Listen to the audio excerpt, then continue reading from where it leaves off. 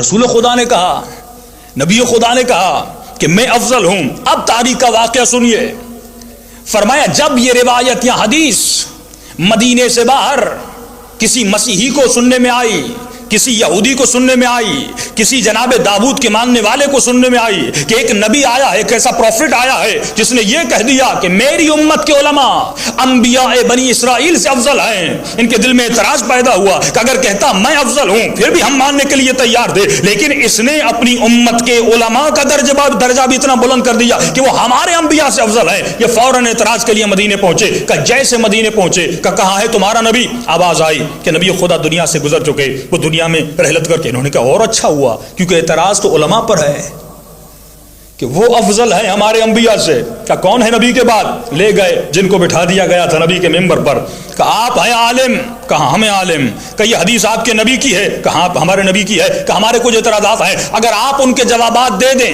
تو ہم ماننے کے لیے تیار ہیں، آپ ہمارے انبیاء سے افضل ہیں۔ یہاں پہ میں لوجک کی بات کر رہا ہوں، یہودی تھے لیکن لوجک لے کر آئے، مسیحی تھے لیکن لوجک لے کر آئے، جناب داؤد کے ماننے والے تھے لیکن لوجک لے کر آئے، وہی لوجک جو آج شیعت کے پاس ہے۔ ہم کہتے ہیں اگر علی سے فلاں افضل ہے تو کوئی دلیل دے، علم میں علی سے بہتر ہے، شجاعت میں علی سے بہتر ہے، حسب میں علی سے بہتر ہے، نسب میں علی سے بہتر ہے۔ بھائی کوئی دلیل تو ہونی چاہیے ماننے کے لیے کہ فلاں علی سے بہتر ہے۔ جس کے چہرے کو دیکھنا عبادت تھا، اور اس لیے عبادت تھا کیونکہ اس چہرے نے کبھی بتوں کے سامنے سجدہ نہیں کیا تھا، سب چہروں نے بتوں کو سجدہ کیا تھا۔ تو انہوں نے بھی اعتراض کیا کہ بھائی ہمارا سوال یہ ہے کہ آپ کے علماء ہمارے انبیاء سے افضل ہے۔ کہ کیا سوال ہے؟ ایک مرتبہ حضرت عیسیٰ کا ماننے والا اٹھا کہ میرے نبی کا معجزہ تھا، وہ اپنی ٹھوکر سے مردوں کو زندہ کرتا تھا، اگر تو افضل ہے ٹھوکر مار اور مردہ زندہ کر کے دکھا۔ اور اس صاحب کی تلوار بھی تیز تھی، غصہ بھی بہت آتا تھا کہ آپ کیا کہہ رہے ہیں؟ آپ ہمیں نہیں جھٹلا رہے، آپ ہمارے نبی کو جھٹلا رہے ہیں۔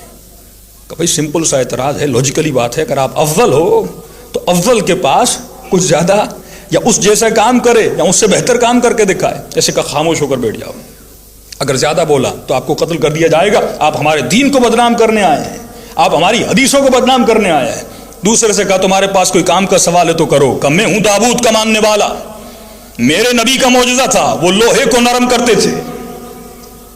تلوار بھی آپ کے ہاتھ میں ہے، چلانے کا شوق بھی بڑا ہے، اگر میرے نبی سے افضل ہیں تو اس کو نرم کر کے دکھائیے۔ اسے بھی کہا خاموش ہو کر بیٹھ جا۔ تیسرا اٹھا حضرت موسیٰ اور موسیٰ کا ماننے والا، کہ تمہارا سوال کیا ہے؟ کہ میرے نبی کا معجزہ تھا، وہ لکڑی کو اژدہا میں بدل دیتے تھے، اگر آپ افضل ہیں میرے نبی سے تو کر کے دکھائیے۔ تینوں کو کہا ایک دن کی مہلت ہے، جتنا جلدی ہو سکے مدینے سے نکل جاؤ۔ تینوں باہر نکلنے لگے اور آہستہ سرگوشیاں کرنے لگے، الیاذ باللہ الیاذ باللہ۔ یہ بھی جھوٹے، ان کا نبی بھی جھوٹا۔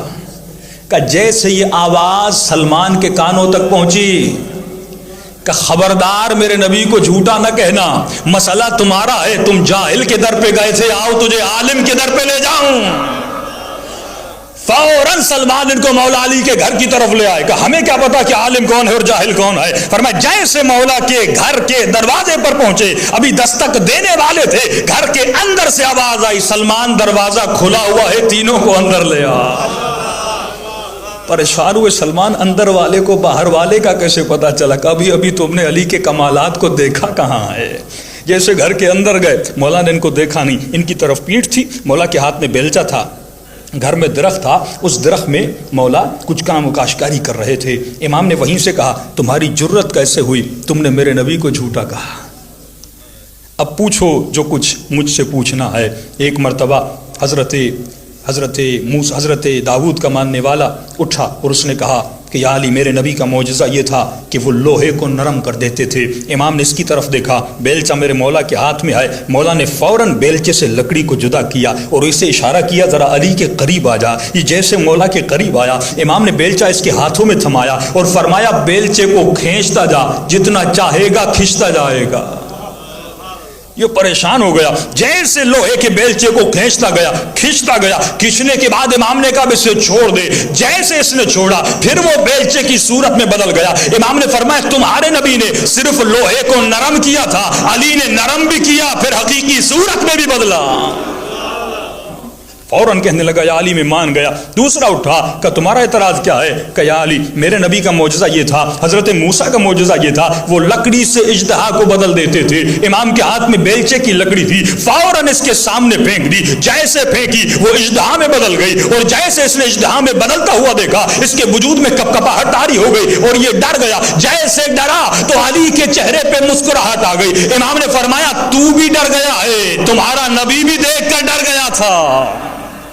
تیسرے کو کہا کہ تم پر بھی کوئی سوال ہے؟ کہنے لگا یا علی ایمان تو آ گیا لیکن لیطمئن قلبی، میرا قلب مطمئن ہو جائے۔ امام نے کہا سلمان اسے باہر لے جا۔ سلمان اسے باہر لے گئے۔ امام نے لباس بدلا، لباس بدلنے کے بعد مولا کسی دور دراز قبرستان میں سے لے گئے، جیسے قبر پر لے گئے امام نے قبر کو ٹھوکر ماری، قبر کو جیسے ٹھوکر ماری قبر پھٹی اور وہاں سے ایک نوجوان جوان باہر نکلا اور کہنے لگا السلام علیکہ یا امیر المؤمنین، اے امیر المؤمنین آپ پر میرا سلام ہو۔ امام نے تینوں کو دیکھا، کہا اسے پہچانا؟ کہنے لگے ہم نہیں پہچانتے۔ امام نے کہا نبی بھی تمہارا ہے، پہچانتے بھی تم نہیں ہو۔ کہا یا علی کون ہے؟ فرمایا جناب یوشع بن نون ہے۔ بس اتنا کہنا تھا۔ تینوں نے علی کے ہاتھوں پہ بیعت کی، رسول کا کلمہ بھی پڑھا، علی کا کلمہ بھی پڑھا، تو جہاں پر لوجک آتی ہے وہاں پہ علی کی ولایت آ جاتی ہے۔ صلوات پڑھے محمد و آل محمد۔